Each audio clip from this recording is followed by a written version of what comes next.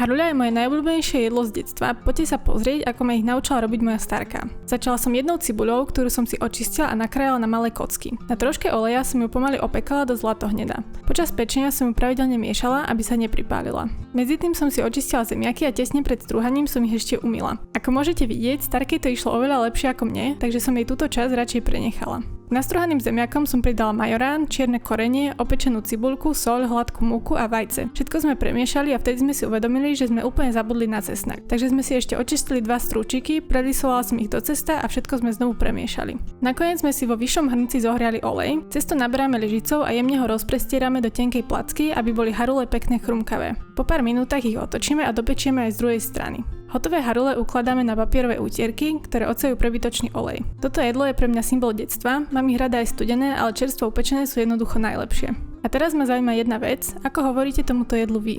Voláte to harule, zemiakové placky alebo nejako úplne ináč? Dajte mi vedieť v komentároch. Pa pa!